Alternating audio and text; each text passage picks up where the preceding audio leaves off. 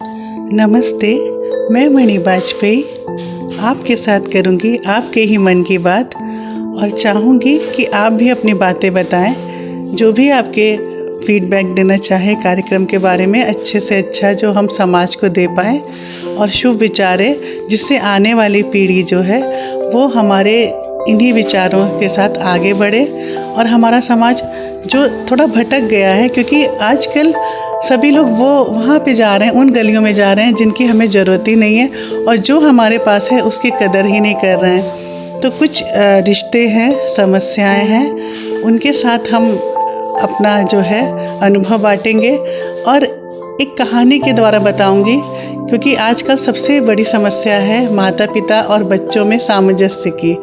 तो मैं चाहूँगी कि एक कहानी जो है, क्योंकि आप ध्यान दीजिए हमारे यहाँ नैतिक शिक्षा चलती थी पुस्तिका, तो उससे क्या होता था पुस्तक से कि हम सभी मतलब जो है अपने बड़ों का आदर करते थे और छोटों से प्यार करते थे। लेकिन आजकल इतनी ज़्यादा एग्रेसिव हो चुके हैं बच्चे या बड़े भी, तो हम उसको किस तरह से समस्याओं को सुलझा के उन्हें फिर से नैतिकता की ओर ले जाएं, अपने समाज को, और बच्चों को इस तरह की बातें बताएं, चलते फिरते बताएं। कोई ज़रूरी नहीं है कि आप उनसे कहो कि मेरी कहानी सुनो।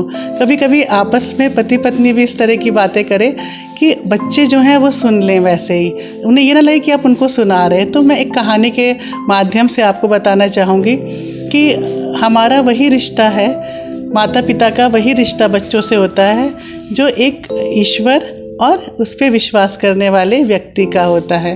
एक बार एक परिवार था, माता पिता और उनका एक बेटा। वो हर गर्मी की छुट्टियों में अपनी नानी के यहाँ जाते थे या फिर दादी के यहाँ जाते थे। तो तब वो उनके माता पिता साथ में बच्चे के जाते थे। जब बच्चा थोड़ा बड़ा हुआ तो वो बोला कि मैं अब अपने आप जाऊँगा, होगा 15-16 साल का या उससे बड़ा या छोटा। तो वो बोला कि हाँ, बड़ा ही कहेंगे, क्योंकि इतने छोटे बच्चे को माँ बाप भी नहीं भेजेंगे। तो जो भी रहा हो, उसकी उम्र इतनी हो गई थी कि वो समझदार हो गया था। लेकिन माँ बाप डरे कि कहीं बच्चा भटक ना जाए, तो बोले बेटा नहीं, आप भटक जाओगे और आपको नहीं समझ में आएगा। तो बच्चा बोला कि नहीं नहीं, मैं तो जाऊँगा, मैं बड़ा हो गया हूँ।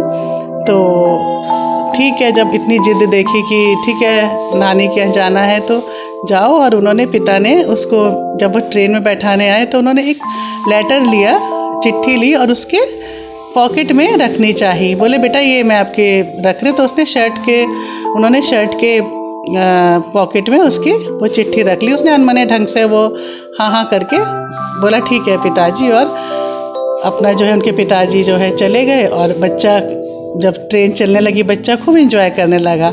हरे हरे खेत, लोग, तरह तरह के जगह निकली, स्टेशन निकले। उसे बहुत खुशी हुई कि मैं इतना स्वतंत्र हो गया हूँ, इतना बड़ा हो गया हूँ कि अब अपनी नानी से मिलने अकेले ही जा रहा हूँ। लेकिन जैसे जैसे रात होने लगी, शाम ढलने लगी और रात होने लगी, तो उसको कुछ लोग दिखने लगे कि मुझे ही वो घूर रहे हैं, मैं अकेला रह गया हूँ। तो उसको इतना ज़्यादा दुख हुआ, एकदम से वो घबरा गया कि अब मैं क्या करूं। उसने क्या किया कि वो कुछ, उसके तो बस में कुछ रहा ही नहीं, तो वो रोने लगा। आंखें मतलब एकदम से उसने अपने सिर को झुकाया और वो रोने लगा कि मैं इस दुनिया में बिल्कुल अकेला रह गया हूँ।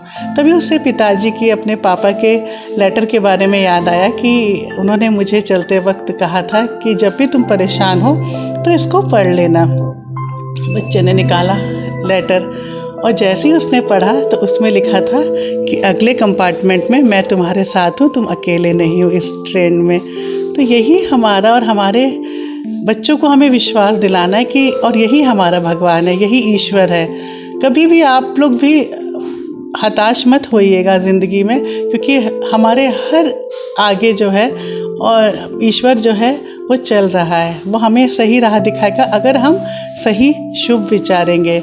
और यही मैं बच्चों से कहना चाहूँगी या माता पिता से कहना चाहूँगी कि यही हमारा संबंध है आपस में, कि हम कितने भी बड़े हो जाएं, किसी भी उम्र में पहुँच जाएं, लेकिन हमें एक मार्गदर्शन की ज़रूरत होती ही है। बस बताइएगा कैसी लगी ये कहानी। हम सबका हर पल शुभ हो, हर दशा सकारात्मक रहे। जय भारत। फिर मिलूँगी एक नई चर्चा के साथ, एक नए मुद्दे के साथ।